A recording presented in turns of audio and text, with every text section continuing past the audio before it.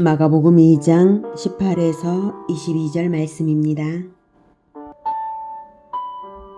요한의 제자들과 바리새인들이 금식하고 있는지라 사람들이 예수께 와서 말하되 요한의 제자들과 바리새인의 제자들은 금식하는데 어찌하여 당신의 제자들은 금식하지 아니하나이까? 예수께서 그들에게 이르시되 혼인집 손님들이 신랑과 함께 있을 때에 금식할 수 있느냐? 신랑과 함께 있을 동안에는 금식할 수 없느니라. 그러나 신랑을 빼앗길 날이 이르리니 그날에는 금식할 것이니라. 생배 조각을 낡은 옷에 붙이는 자가 없나니 만일 그렇게 하면 기운 새 것이 낡은 그것을 당기어 헤어짐이 더하게 되느니라. 새 포도주를 낡은 가죽 부대에 넣는 자가 없나니 만일 그렇게 하면 새 포도주가 부대를 터뜨려 포도주와 부대를 버리게 되리라. 오직 새 포도주는 새 부대에 넣느니라 하시니라. 사랑하는 형제 여러분, 8월 11일 수요일 새벽 묵상에 오신 것을 환영합니다.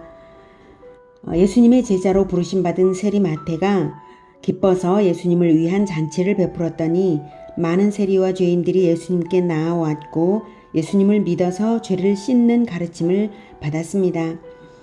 그러나 율법주의적 편견에 사로잡힌 서기관들은 죄인들과 함께 먹는 것조차 정죄하려 들었고 예수님은 병든 자가 의원을 필요로 하므로 의원이 그를 만나주듯이 죄인을 부르러 왔노라 라고 말씀하셨습니다.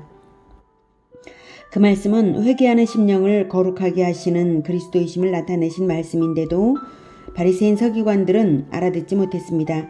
서기관들은 말하자면 신학자들인데도 말입니다.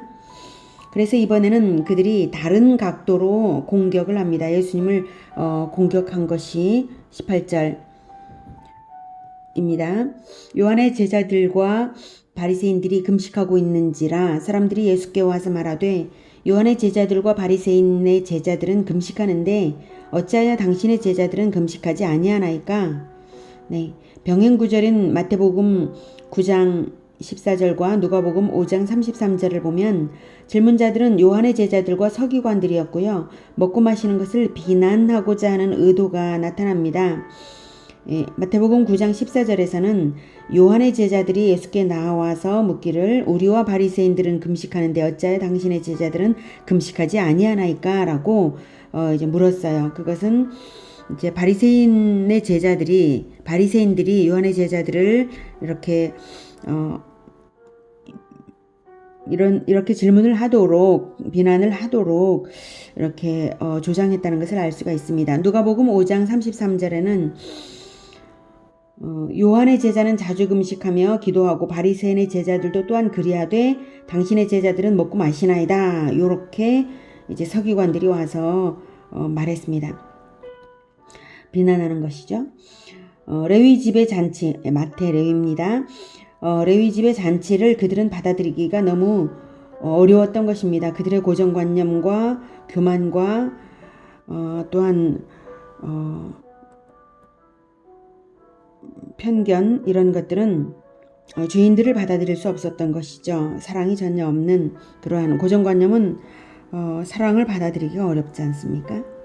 그래서 왜 죄인들과 어울리냐고 비난했던 그들이 이번에는 다른 각도로 공격하여서 예수 공동체가 세속적이고 방탕한 공동체라고 대중적인 낙인을 주고 싶은 것이죠. 바리새인들이 요한의 제자들을 끌어들여서 그들을 앞세우고 또한 자기들의 경건성을 드러내고 정당성을 강화하고자 하는 그러한 의도의 비난입니다. 그런데 여기서 금식은 왜 해야 하는지 또는 왜 안 해도 되는지 그것을 먼저 아는 것이 중요하죠. 하나님께서 명령하신 금식으로는 속죄일의 금식이 유일합니다. 금식은 회개의 의미입니다. 속죄일의 금식을 하는 것은 회개를 하는 것인데 동시에 어떤 의미냐면 죄 씻음을 주실 그리스도를 기다리는 의미입니다. 속죄일에 모든 이스라엘 백성 전체의 죄를 대속하고자 할 때 그 대속 제물이 되는 짐승을 잡아 하나님께 제사를 올려드리면서 하루를 금식하는 것이거든요. 그 제물이 누굽니까? 바로 훗날 오실 그리스도를 기다리는 것이죠. 그래서 그리스도가 오기 전에는 매해마다 그렇게 속죄일에 금식을 할 수밖에 없는 것이죠. 물론 지금도 우리는 예수님을 믿고 믿고서 늘 날마다 회개의 기도를 올려드리고 잘못이 있으면 즉각 이제 기도를 하지 않습니까? 그러나 금식까지 할 필요가 없는 것이 늘 이렇게 그리스도의 보혈로 씻으면서 죄를 버릴 수 있기 때문에 그렇습니다. 그래서 예수님께서 오시면 죄 사함이 있고 문제가 해결이 됩니다. 금식은 회개의 의미인 것입니다. 그런데 사람들이 금식을 구약성경에서 하게 된 것은 국가적인 고난을 당할 때에 애통하면서 간구하기 위하여 했고, 또 그래서 간구의 의미도 있고요. 또한 과거의 국난을 기억하는 의미로 하기도 했고요. 나중에는 경건의 방법으로 매주 2회씩 금식을 하기도 했습니다. 그것이 잘못이라기보다는 그것을 반드시 해야 되는 것으로 규정하여서 요구하는 것, 강요하는 것은 문제가 되죠. 이런 모든 것은 하나님께서 명하신 것은 아니고요. 사람들이 한 것인데요. 문제는 회개의 의미가 없으면 금식은 금식이 아니라 외식이 되고 만다는 것입니다. 교만이 되고 만다는 것입니다. 회개하는 마음이 없다면 자기의 경건을 드러내기 위하여 하는 가식이 될 수 있는 것이죠. 바리새인들이 예수님을 지적하는 태도 자체가 바로 그런 마음이었음을 알 수 있습니다. 그리고 그렇게 금식을 하면서 금식이 진정했다면 말입니다. 금식이 진정했다면 금식을 해야 되는 이유는 그리스도를 기다리는 것입니다. 그러면 그리스도가 오셨으면 기쁨이 충만해야 하는 것이지 그때도 금식해야 될 이유가 없죠. 금식을 반드시 지켜야 할 규례로 여기는 것은 헛된 율법주의일 뿐입니다. 그리스도가 오셨는데도 그런 것은 말입니다. 예수님께서 대답하시는데요. 직접적인 가르침보다 비유로 하셨습니다. 19절 예수께서 그들에게 이르시되 혼인집 손님들이 신랑과 함께 있을 때 금식할 수 있느냐? 신랑과 함께 있을 동안에는 금식할 수 없느니라. 그러나 신랑을 빼앗길 날이 이르리니 그날에는 금식할 것이니라. 예수님은 예수 제자들을 혼인집 손님들로 예수님을 신랑으로 비유하심으로써 예수님이 구약성경에 그토록 오래도록 기다리던 그리스도이심을 나타내셨습니다. 구약성경에는 하나님을 신랑으로 표현한 곳들이 있으므로 이 비유는 성경을 알면 알아들을 수 있는 것입니다. 죄에서 구원하시고 모든 문제의 해결을 주시는 그리스도를 드디어 맞이했는데 예수 제자들이 신랑을 맞이한 혼인집 사람들처럼 기뻐하는 것이 당연한 것이지 금식할 이유가 없다는 것입니다. 이 말씀은 예수님이 믿는 자들에게 큰 기쁨을 주시는 기쁨의 원천이신 분이신 것을 알리는 것입니다. 내가 왔다면 기뻐할 것밖에 없다, 이런 의미죠. 금식을 한다면 신랑을 빼앗겼을 때 금식을 할 만하다는 것이죠. 그리스도가 없다면, 그리스도를 잃어버린다면 금식을 할 만하다는 것은 죄를 회개하거나 복음화가 차단되는 것 외에 금식할 게 무어 그리 없다는 것을 말하는 것입니다. 진정으로 그리스도만 계시면 모든 것은 만족되기 때문에 금식할 이유가 없는 것입니다. 한편 이 말씀은 예수님이 잡혀서 십자가 순환을 당하실 것을 암시하시는 말씀이기도 합니다. 그때는 금식할 만하다는 것이죠. 이것은 명령은 아닙니다. 그리고 이어서 두 가지 비유를 더 하십니다. 21절 생배 조각을 낡은 옷에 붙이는 자가 없나니 만일 그렇게 하면 기운 새 것이 낡은 그것을 당기어 헤어짐이 더하게 되느니라. 새 포도주를 낡은 가죽 부대에 넣는 자가 없나니 만일 그렇게 하면 새 포도주가 부대를 터뜨려 포도주와 부대를 버리게 되리라. 오직 새 포도주는 새 부대에 넣느니라 하시니라. 생배는 질기고 신축성이 있는 반면에 낡은 옷은 약하고 신축성이 없습니다.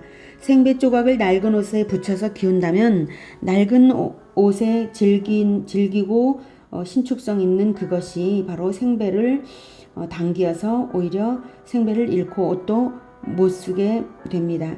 낡은 옷을 당겨서 옷을 못 쓰게 되고 생배도 헛되게 되는 것이죠. 네. 새 포도주는 발효가 왕성하게 일어납니다. 낡은 가죽 부대는 원래의 가죽과 달리 탄력성이 없습니다. 그래서 새 포도주를 낡은 가죽 부대에 넣어 봉하면 왕성한 발효로 인해서 공기가 팽창되면서 가죽 부대를 터뜨리게 됩니다. 그러면 포도주와 부대 둘 다 잃게 되는 것입니다. 생배와 새 포도주는 그리스도가 건설해가는 하나님 나라를 의미합니다. 아주 생명력이 왕성하고 탄력성이 높은 것이죠.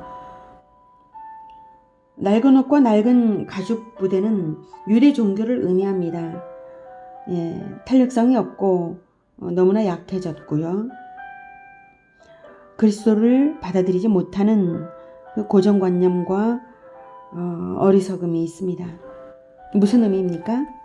새 것이 되지 못하면 그리스도를 받지 못한다는 뜻입니다. 새 사람이 되지 못하면 그리스도를 받지 못하는 것입니다. 그리스도를 받았다면 새 사람이 된 증거가 됩니다. 새 사람이 아니라면 그리스도를 죽이고 자기도 죽는 꼴과 같은 인생이 되는 것입니다. 유대인들이 그랬습니다.